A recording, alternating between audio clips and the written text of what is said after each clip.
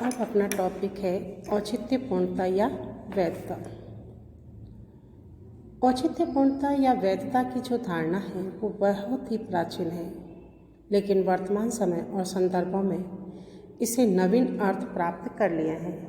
सभ्यता और संस्कृति तथा राजनीतिक विकास के साथ साथ मानवीय जीवन और व्यवहार में दमनात्मक शक्ति संबंधों की भूमिका कम होती जा रही है और शक्ति के अदमनात्मक तत्वों जैसे प्रभाव, सत्ता और नेतृत्व की भूमिका निरंतर बढ़ती जा रही है। इन दोनों ही श्रेणी के तत्वों पर एक बात लागू होती है कि जब वे वैधता या औचित्यपूर्णता के साथ जुड़ जाते हैं तो उनकी शक्ति और प्रभाव बहुत बढ़ जाता है। लेकिन जब उन्हें औचित्यपूर्णता की स्थिति प्राप्त नहीं होती या उनकी औचित्यपूर्णता पर संदेह उत्पन्न हो जाता है, तब मानवीय व्यवहार को प्रभावित करने के संबंध में उनकी सीमाएं बढ़ जाती हैं।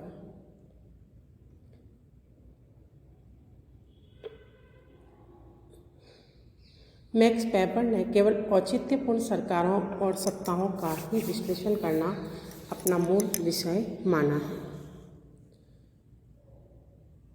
सभी राजनीतिक व्यवस्थाओं की प्रभावशीलता औचित्यपूर्णता पर निर्भर करती है, लेकिन लोकतंत्र व्यवस्था में औचित्यपूर्णता का महत्व सर्वाधिक है।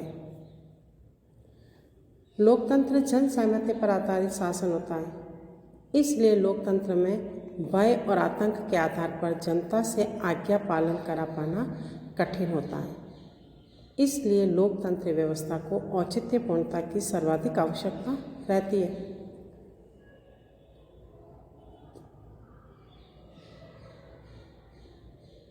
और जब औचित्यपूर्णता की स्थिति प्राप्त हो जाती है व्यक्ति और सत्ता के बीच में, तब अच्छे संबंधों की स्थापना के लिए आवश्यक हो जाता है।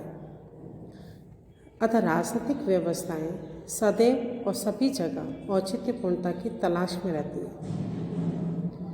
एस.एम. लिपसेट का कथन है कि किसी विशिष्ट लोकतंत्र की स्थिरता न केवल आर्थिक विकास पर ही अपितु वहाँ की राजनीतिक व्यवस्था की वैधता और क्षमता पर भी निर्भर करती है।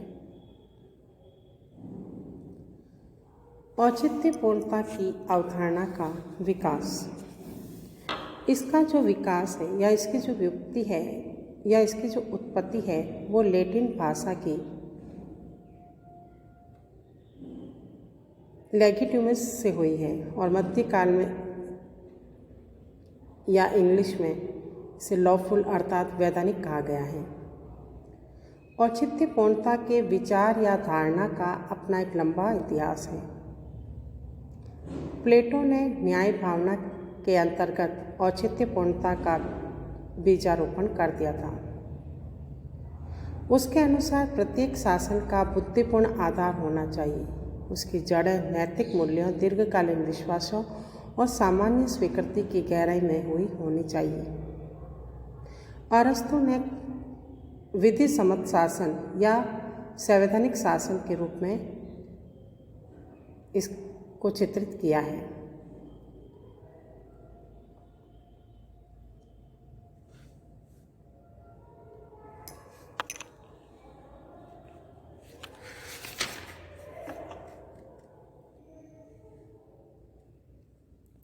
औचित्यपूर्णता की विशेषताएं। औचित्यपूर्णता की धारणा में एक विशेष विश्वास विकसित करने की व्यवस्था की क्षमता सम्मिलित है। जैसे अब इसका तात्पर्य यह है कि वैधता की धारणा में जो अधिकारी होते हैं वो अपने अधीनस्थ कर्मचारियों में विश्वास पैदा करने की क्षमता भी होनी चाहिए। किसी राजनीतिक व्यवस्था का औचित्य इस बात पर निर्भर करता है कि वहाँ के लोग अपने विश्वासों के आधार पर उस प्रणाली को किस सीमा तक वैध समझते हैं। यदि उन लोगों को ऐसा लगता है कि ये हमारे हित में नहीं है या ऐसे व्यक्तियों की शक्ति लोगों की स्वाभाविक स्वीकृति प्राप्त नहीं होती है, तो वह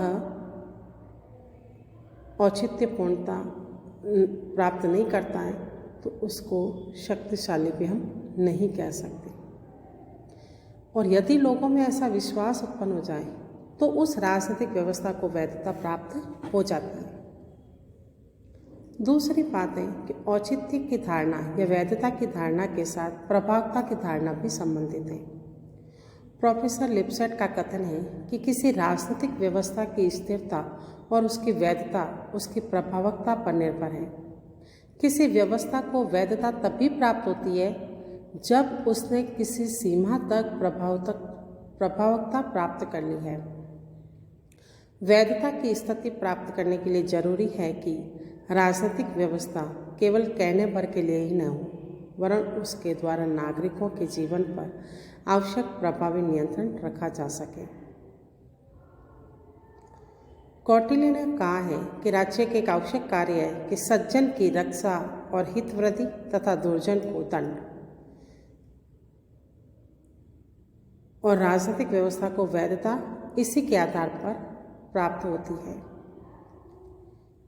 तीसरा जो महत्वपूर्ण बात है, विशेषता है, वह है कि किसी व्यवस्था का औचित्य संबंधित लोगों के मूल्यों पर निर्भर करता है।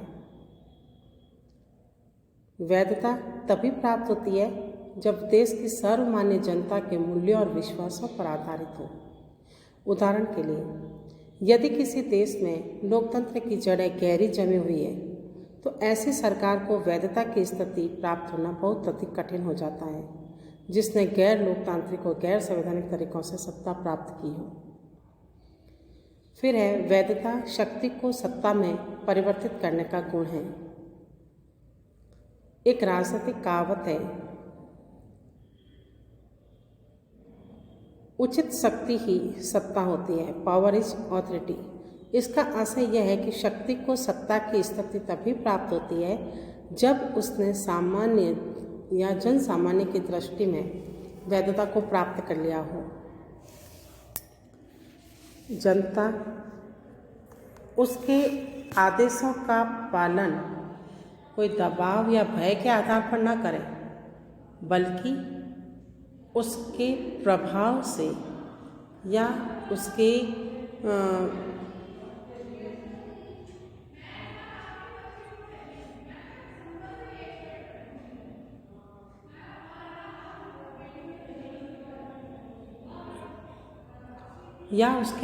प्रभाव से या उसके शक्ति के अस्तित्व के कारण प्राप्त करें।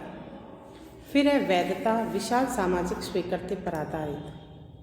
किसी व्यवस्था की वैधता कुछ विशेष व्यक्तियों की सहमति से नहीं होता, बल्कि एक विराट सामाजिक सहमति पर निर्भर करता है, और यह सहमति किसी बाहरी दबाव या प्रभाव के कारण नहीं, बल्कि इस आधार पर कि संबंधित लोगों की विवेकशीलता, उनके अपने विश्वास या विचार होने चाहिए। तो इस प्रकार वैधता कुछ विशेष लोगों या केवल अभिजन पर ही निर्भर नहीं करती, बल्कि विशाल सामाजिक स्वीकृति पर आधारित होती है। तो कहने का मतलब है, वैधता से तात्पर्य क्या समझे हम कि वैधता नीचे से ऊपर की ओर जाती है। यदि किसी के व्यक्ति के पास शक्ति है, सत्ता है, प्रभाव भी है, लेकिन वैधता नहीं होने के कारण उसकी औचित्यता समाप्त हो जाती है, उसकी शक्ति कोई शक्तिहीन हो जाता है। अब औचित्यपूर्णता पर का जो संकट है वो